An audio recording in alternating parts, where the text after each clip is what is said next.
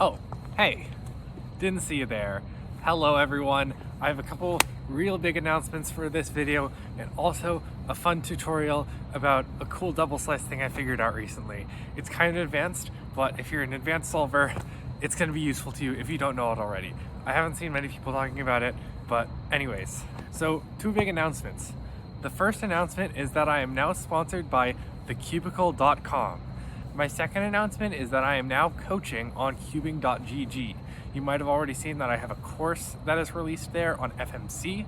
However, if you want some one-on-one coaching for FMC, you can book a 1-hour session with me on cubing.gg. The link for that will also be in the description. I want to sincerely thank The Cubicle for all the stuff they've done for me over the years between cubing.gg, sponsorship, and allowing me to take trips over there so often. They've really been able to provide me with so much, and I'm so grateful for them. They really do a whole lot to support the community, both locally and internationally, so I really recommend heading over to thecubicle.com to buy any cubes you may want. All right, now without further ado, let's get on to this FMC tutorial. So the basis for this is that when you have UFB or URL to make a DR, that can kind of be a little bit difficult to find optimal off of. I have struggled with it a lot, officially as well. I missed a 19 recently at my last FMC competition because I wasn't able to find optimal off of a DR that ended with UFB. However, I realized recently that you can do this one simple trick to get optimal way more often off of it. So let's go over to the table and check it out. All right, excuse the poor camera quality because I am currently in college in Ohio and I only have my dorm. But here's the technique.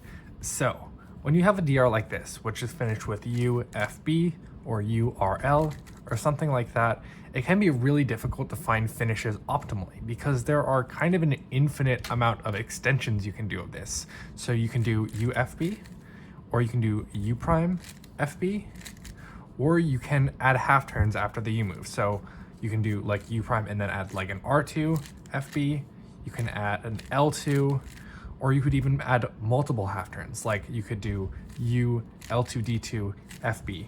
And any one of these variations can give the best optimal finish. And it's kind of tedious to check all of these. There are certain tricks you can use though. For example, for 4A1 or 4B2, you can kind of eyeball a setup to a trigger. So switching axis here, you could do like U. Maybe I want to actually switch to that to U prime so I can make these bars. And now I can do like an R2 to set up to the 4A1 trigger. And now I can do my FB and just be one more move away from HTR. This is something you can use to find very short HTRs when you reduce to 4A1 or 4B2 on the inverse. However, there's one thing that's really difficult to do, which is finding extensions off of 0C0 to find optimal that way. Here's a case where it might be a little bit difficult to find the optimal finish. So here we have a DR, which has RL prime on the inverse. And on the normal here, there's a linear HTR that's only 7 moves. You can do B prime, R2F, R2B, L2B, which is HTR in very few moves. And the thing about this is it's very difficult to find out which variation of BRL prime you should use for this HTR. There's no real way to do it other than guess and check. Well, there is a way to do it, and that's what I'll be showing right here. And the best part of this is that you don't even need to switch to the inverse to find optimal.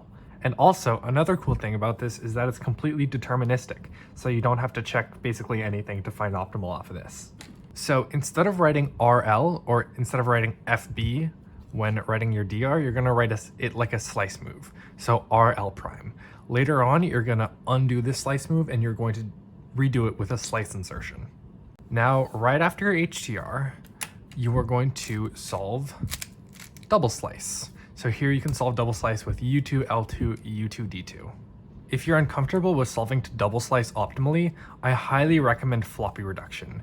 With floppy reduction, it makes it very, very easy to solve to double slice optimally, and I would recommend it to everyone. Anyways, now we have this double slice skeleton, and now I want you to notice why this is so good. You have this slice that you can literally just take out, -2. And you will most likely be able to get another +2, if not even a +1 insertion of this slice. And also, even better is that once you take out this slice move, like RL prime, this U2 move is going to be on the B face, so it's going to cancel with the B, so that's another move canceled.